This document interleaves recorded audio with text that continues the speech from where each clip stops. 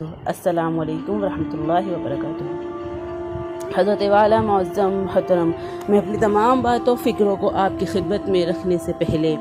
یہ عرض کرتی چلوں کہ میں ایک نہایت کم عقل، کم علم، کم فہم ایک عام سی لڑکی ہوں۔ میں اپنی بات کی شروعات یہاں سے کرتی ہوں کہ آج کل کے نوجوان لڑکے اور لڑکیوں کو نکاح میں بہت مشکلات کا سامنا ہے، اور خاص طور پر جوان متعلقہ اور بیوہ لڑکیوں کو۔ حضرت والا یہاں ادب اور نہایت احترام کے ساتھ میرا آپ سے یہ سوال ہے کہ آپ کو ان مسائل کا کیا حل نظر آتا ہے؟ ان پریشان کن، مصیبت زدہ اور غم کی ماری کمزور بیٹیوں کے درد کا مداوع کیسے ہوگا؟ کیسے ان کے گھر بسیں گے؟ کیسے؟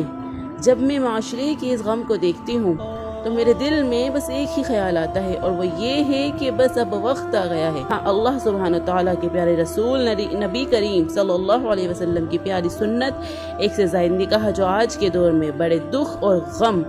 اور تکلیف کے ساتھ میں یہ بات کہہ رہی ہوں کہ بڑی ذلت اور خار کی نظروں سے دیکھی جاتی ہے،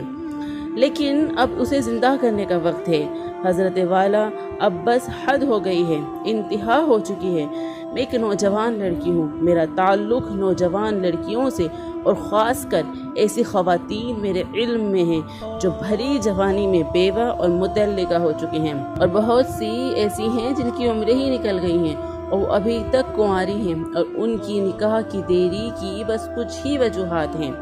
کم خوبصورتی، اچھا اور تگڑا جہیز کا نہ ہونا، اور کچھ جگہوں پر وجہ یہ بھی بنتی ہے کہ لڑکی باپردہ ہے، دیندار ہے۔ اس بنا پر آ کر رشتے کے معاملے شروع ہونے سے پہلے ہی ختم ہو جاتے ہیں۔ حضرت والا، میں کس طرح سے نوجوان لڑکیوں کی زندگی کی صورتحال بیان کروں؟ دیندار لڑکیوں کو میں نے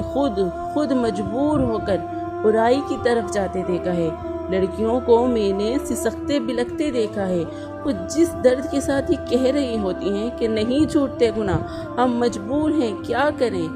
ان کا یہ درد میں آپ کے سامنے کیسے بیان کروں؟ حضرت والا، اب یقین جانے کہ اس طرح کی تمام خواتین پوری طرح سے نا امیدی کے ساتھ اپنے گھروں میں بیٹھی گناہوں سے بچنے کے لیے موت کا انتظار کر رہی ہیں۔ یقین کریں، انہیں بھی یہ باتیں سمجھ آتی ہیں انہیں بھی یہ باتیں کہ اگر یہ نظام پھر سے زندہ ہو گیا تو ہم جیسوں کے نکاح میں بڑی آسانی ہو جائے گی، ہماری زندگیاں بھی خوشحال ہو جائیں گی۔ پر اب یقین کریں کہ وہ خواتین اور لڑکیاں اپنی زبان سے یہ باتیں نکالتے ہوئے اس لیے خوف کھاتی ہیں کیونکہ اس نظام کو معاشرے میں ریتی رواجوں کے پیروکار بڑوں نے اس کی تصویر کو بہت ہی بدحال اور ذلیل اور خوار کر کے پیش کیا ہوا ہے، اور وہ خواتین جن کی شادیاں صحیح عمر میں بغیر کسی پریشانی کے ہو گئیں، اور وہ یہ سمجھتی ہیں کہ وہ نہ تو کبھی بیوہ ہوں گی اور نہ ہی دیگر خواتین کی طرح طلاق پا سکتی ہیں، اور اس خوش فہمی میں مبتلا ہو کر اپنے شوہر پر قبضہ جمائے بیٹھی ہیں۔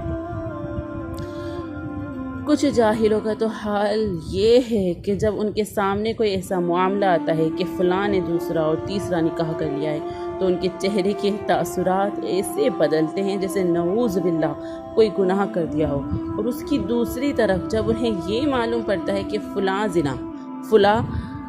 زنا بدکاری وغیرہ میں مبتلا ہے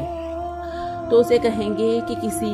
کے گناہ ظاہر نہیں کرنے چاہیے، بس یہیں خاموش ہو جاؤ، بات کو ختم کر دو۔ یہ تو حال ہے، یہ تو عالم ہے۔ اب آپ مجھے یہ بتائیں کہ جب کوئی دیندار آدمی اس سنت پر عمل کرتا ہے تو اسے خوب ذلیل اور خوار کیا جاتا ہے، اس معاشرے میں اسے ایسے ہی دکھایا جاتا ہے اور بتایا جاتا ہے جیسے اس نے اللہ اور رسول کی نافرمانی اور گستاخی کر دی ہو، اور دوسری طرف جب کوئی غیر مسلم، اسلام کا دشمن، پیارے نبی کی ایک سے زائد نکاح کرنے پر پیارے نبی کی شان میں گستاخی کرتا ہے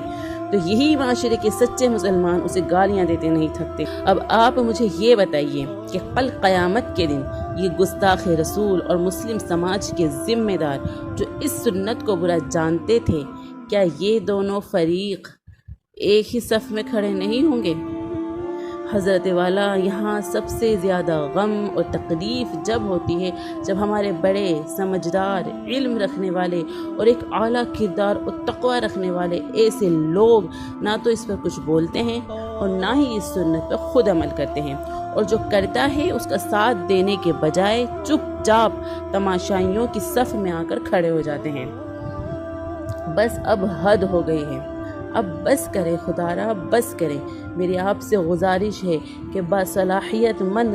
مردوں کا رجحان اس طرف کرنے کی کوشش کریں، ان کے دلوں میں اس سنت کا احترام اور محبت بٹھا دو جو صحاباؤں کے دور میں ان کی نظروں اور دلوں میں تھا۔ آپ سے میری ایک بار پھر سے عاطفاً گزارش ہے کہ حضرت والا اس نظام کو دوبارہ زندہ کرنے میں پوری طرح سے مکمل طور پر کوششیں اور انتھک محنت کی جائے۔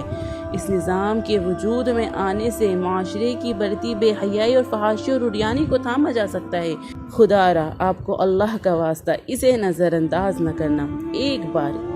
بار آپ اپنے آپ کو ہماری جگہ رکھ کر سوچنا کہ ہم پر کیا بیت رہی ہوتی ہے۔ سچ میں مجھے اپنی بات رکھنے کا سلیقہ بالکل بھی نہیں، لیکن مجھے پوری امید ہے کہ میں اپنی باتوں کو آپ کے سامنے رکھنے میں کامیاب ہو چکی ہوں، اور آپ سے بھی یہ بھرپور امید ہے کہ آپ ضرور اس مسئلے پر توجہ دیں گے۔